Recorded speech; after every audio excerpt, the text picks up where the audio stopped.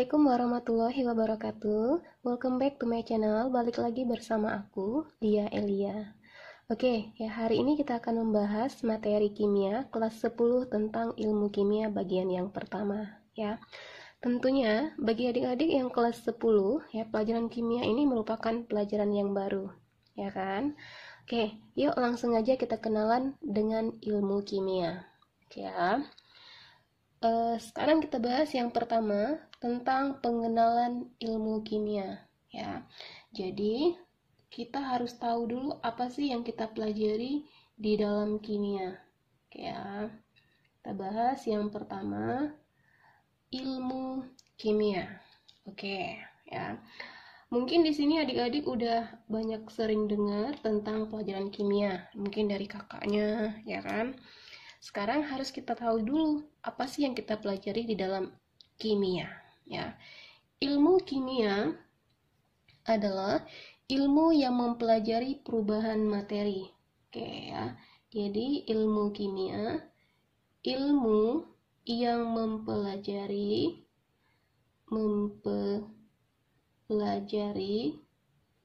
perubahan materi, ya. Perubahan materi. Oke, ya. Jadi ilmu yang mempelajari perubahan materi baik secara kimia maupun secara fisiknya, baik secara kimia atau secara fisika, ya, maupun secara fisiknya. Oke, ya. Jadi inilah yang kita pelajari di dalam ilmu kimia, perubahan materi. Oke, nah apa materi? Materi itu adalah segala sesuatu yang mempunyai massa dan menempati ruang. Itu yang disebut dengan materi. Oke, ya. Perubahan materi dapat kita bagi, ya. Perubahan materi, ya. Materi. Oke, ya, jadi materi tadi adalah segala sesuatu yang punya massa dan menempati ruang. Nah, sekarang akan kita bahas perubahan materi, ya.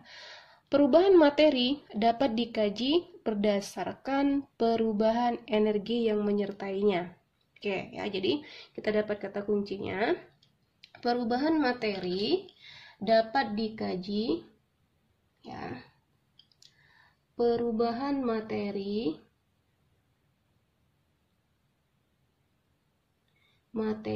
ya dapat dikaji, ya. Dapat dikaji berdasarkan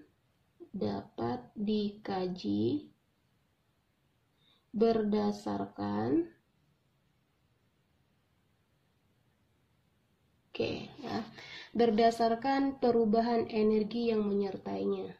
Nah, ada perubahan energi, ya, yang menyertainya. Nah, ini yang pertama, ya. Kemudian perubahan materi dapat diketahui dari perubahan sifat-sifat sebelum dan sesudah mengalami perubahan. Oke, ya. Jadi yang kedua, perubahan materi dapat diketahui, ya. Dapat diketahui, nah, dari perubahan sifat-sifat, ya,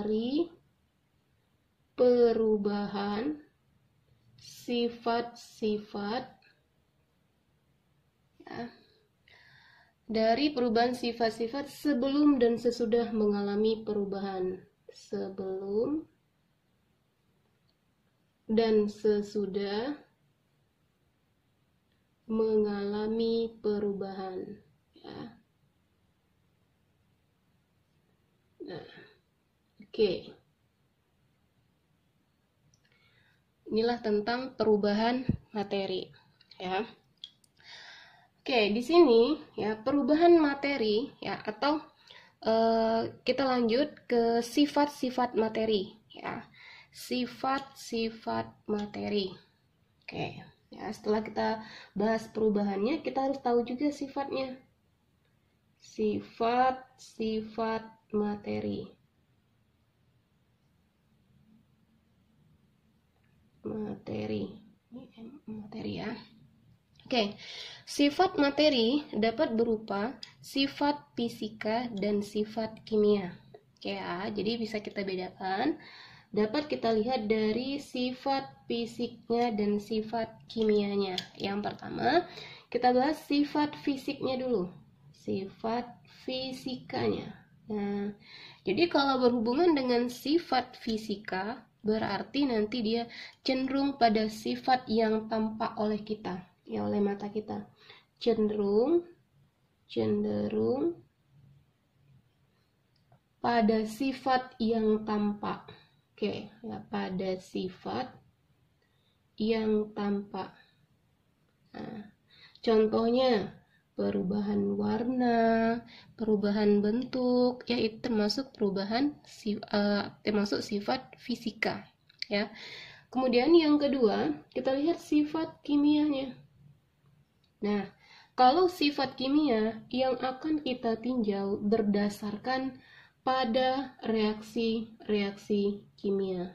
Oke, jadi ini berpatokan pada reaksi-reaksi kimia.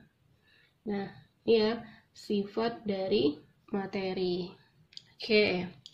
Jadi, dari sini dapat kita simpulkan ya, perubahan materi ya, ilmu kimia dapat kita simpulkan ya, ilmu kimia ini adalah ilmu yang mempelajari apa saja ya. Jadi dapat kita simpulkan kesimpulannya. Nah, ilmu kimia adalah ilmu yang mempelajari ya, kesimpulannya ilmu kimia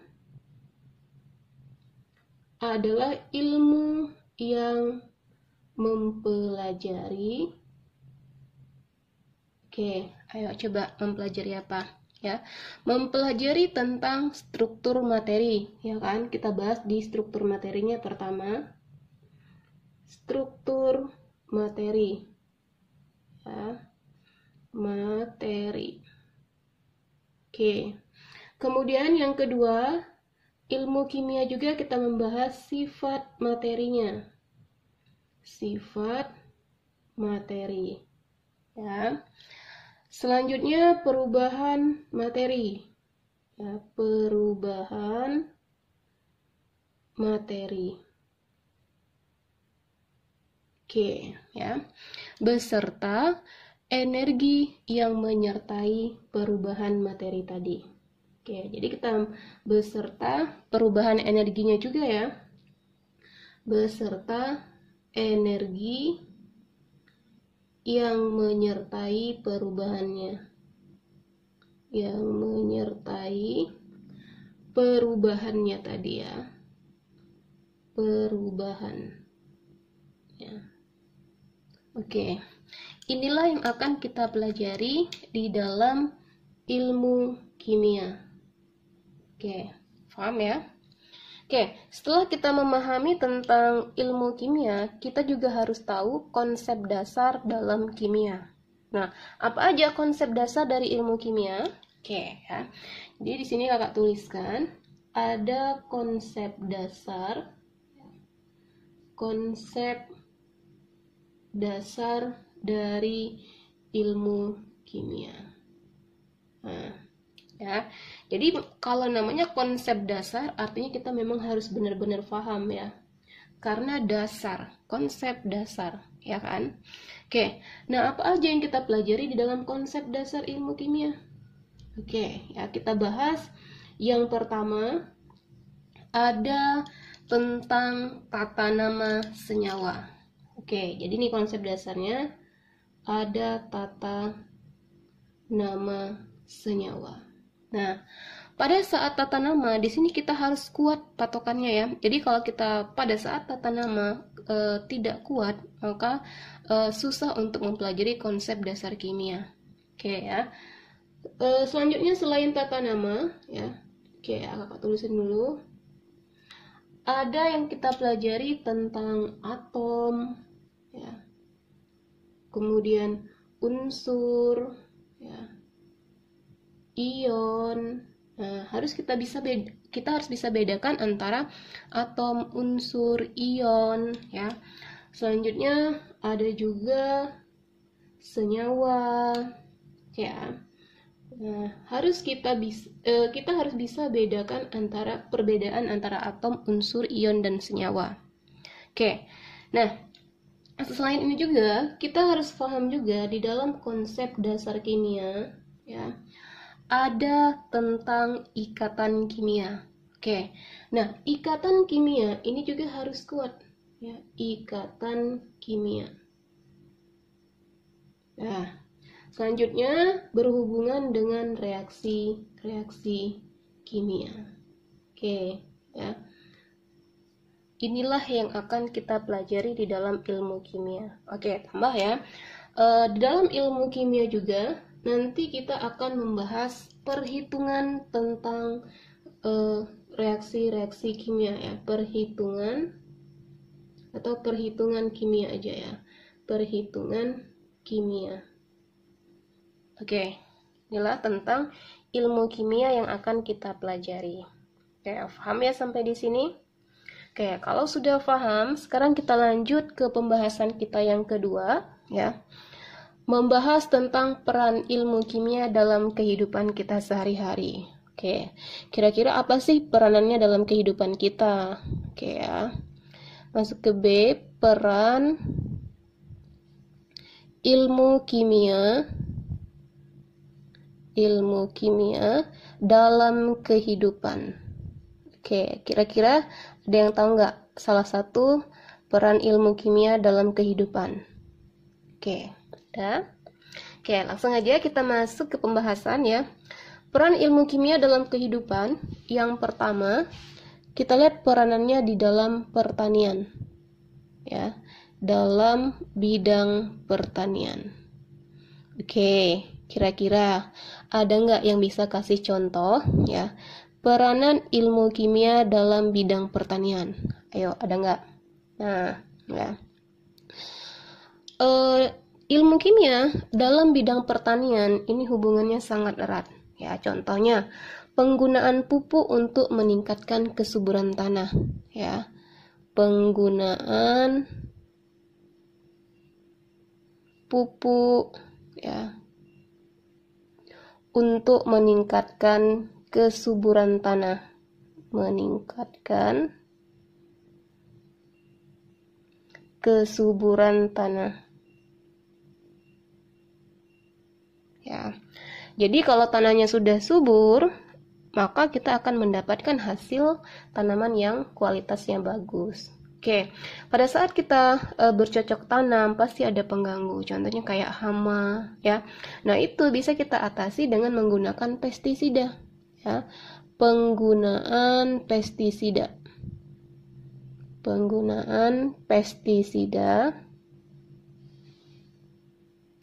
untuk menanggulangi hama, ya. Menanggulangi hama. Oke, ini salah satu peranan ilmu kimia di dalam bidang pertanian. Oke, ya.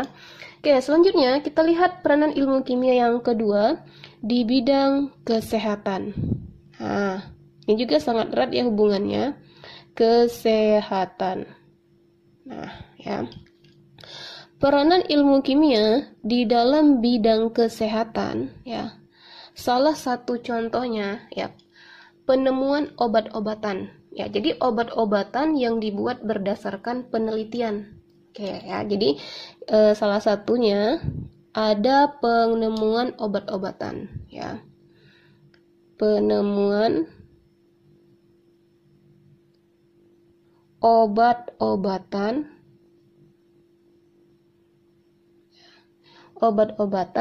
yang diteliti ya. Penemuan obat-obatan yang telah diteliti yang berkhasiat secara medis. Ya, oke. Yang berkhasiat secara medis. Berkhasiat secara medis. Nah, ini salah satu hubungannya dengan ilmu kesehatan, ya. Ilmu kimia penemuan obat-obatan ini dipelajari di dalam cabang kimia farmasi. Oke ya, ini dipelajari dalam cabang ilmu kimia farmasi, ya, khusus untuk membuat obat-obatan. Nah, oke, itu dalam bidang kesehatan. Oke, yang ketiga, peranan ilmu kimia di dalam bidang biologi. Oke, ada yang bisa kasih contoh? Dalam bidang biologi, ada nggak kira-kira hubungannya ilmu kimia dan bidang biologi? Oke, ya. Dalam bidang biologi, ya, proses kimia yang berlangsung di dalam tubuh kita, ya, itu termasuk reaksi kimia. Jadi, proses kimia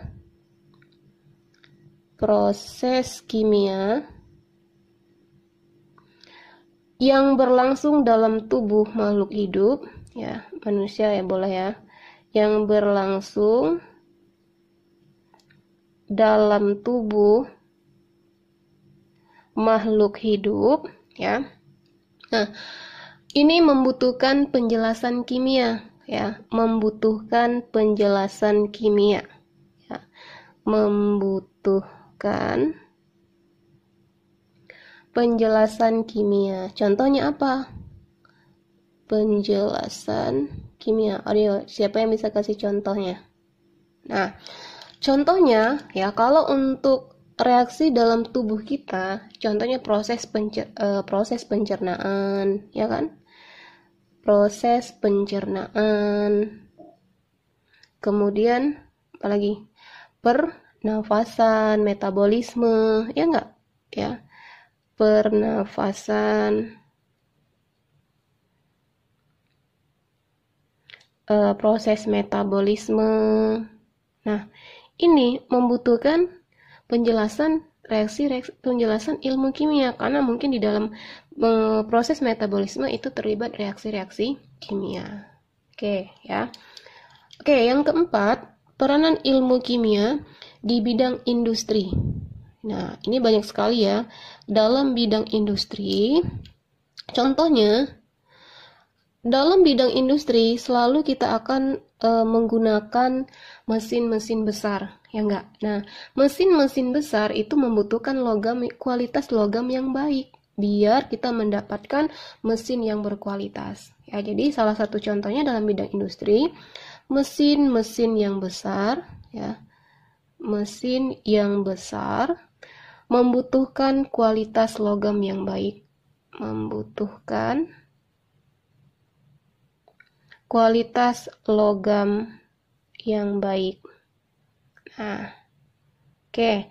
Ada lagi dalam proses industri, salah satunya itu polimer. Ada PPC, ya, pipa PPC ya. Ini salah satu proses industri kimia juga. Ada plastik, kemudian cat. Ini dibuat dalam proses industri kimia. Ya, hasilnya ini diperoleh dari penelitian ya. Oke, yang kelima, peranan ilmu kimia di bidang lingkungan. Nah, oke. Coba kasih contoh. Salah satu contoh peranan ilmu kimia dalam lingkungan. Ada nggak kira-kira? Ya. Oke, contohnya dalam bidang lingkungan untuk mengatasi masalah lingkungan. Contohnya pencemaran air, ya enggak? Ya. Untuk mengatasi masalah lingkungan ya. Untuk mengatasi masalah lingkungan. Contohnya pencemaran air ya, itu bisa diatasi dengan menggunakan bahan-bahan kimia salah satunya. Contohnya pencemaran air. Oke, ya itu yang kelima. Yang keenam, peranan ilmu kimia di bidang arkeologi. Yang keenam, di bidang arkeologi. Nah, kalau dalam bidang arkeologi, ya hubungannya juga sangat erat, ya. Di dalam bidang arkeologi, ini penemuan fosil, ya. Fosil itu bisa kita tentukan usianya dengan menggunakan radioisotop. Ya, nanti itu kita pelajari lagi lebih lanjut di kelas 12, ya. Penentuan usia fosil. Penentuan usia fosil. Nah, bisa digunakan dengan radioisotop, ya. Dapat ditentukan dengan radioisotop, ya. Nanti ini dipelajari lebih lanjut di kelas 12, ya. Di kelas 10 kita kenalan dulu dengan ilmu kimia, ya. Kalau udah kenal baru kita dalami. Oke, ini yang keenam, ya. Peranan ilmu kimia yang ketujuh, ya, ada di bidang geologi, ya, dalam bidang geologi. Nah, geologi. Oke, kalau dalam bidang geologi ini berhubungan dengan batuan, ya, berhubungan dengan batuan. Jadi pada saat kita menemukan batuan, kita harus mengetahui unsur apa saja yang ada dalam batuan tadi, ya. Jadi ini untuk menentukan unsur kandungan ya yang ada dalam batuan,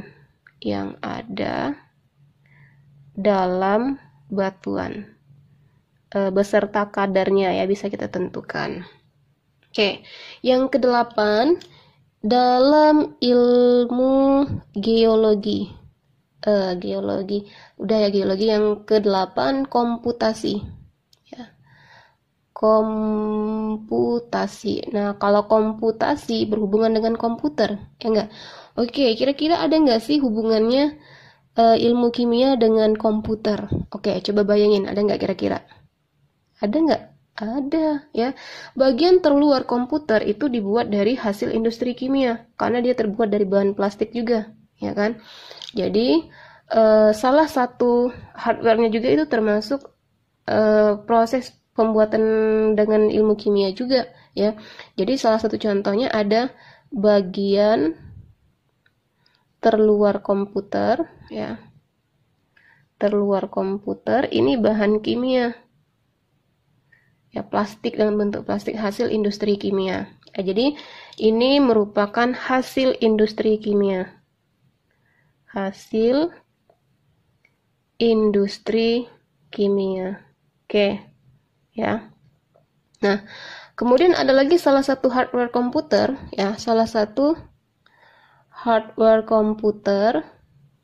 ya.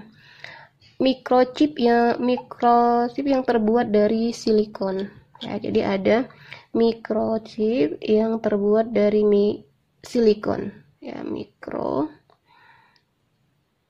yang terbuat dari silikon. Nah, dari silikon. Oke, ini yang ke-8, ya. Yang ke-9, peranan ilmu kimia di dalam bidang hukum. Oke, kayaknya jauh, ya. Ada nggak sih kira-kira hubungannya kimia dengan hukum? Masih ada, ya. Peranan ilmu kimia di bidang hukum ini bisa kita gunakan pada saat kasus hukum yang membutuhkan kayak barang bukti. Contohnya pembuktian suatu kasus hukum DNA, ya. Jadi pembuktian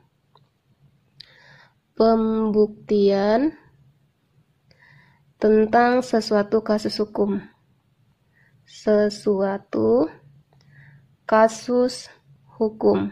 Ya, yang membutuhkan kayak uji, ya. Jadi salah satu contohnya bisa gunakan uji DNA. Nah, ini, ya, ada hubungannya juga. Kemudian yang ke-10, ya, ada juga peranan ilmu kimia dalam bidang fotografi atau bidang seni, ya. Seni atau fotografi. Oke, ya. Kira-kira apa contohnya?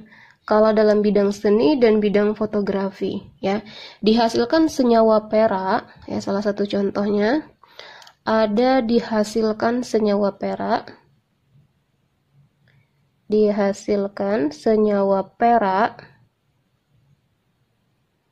berupa AgBr, kemudian AgI, perak iodida ya, yang digunakan untuk membuat film foto ya. Jadi ini yang digunakan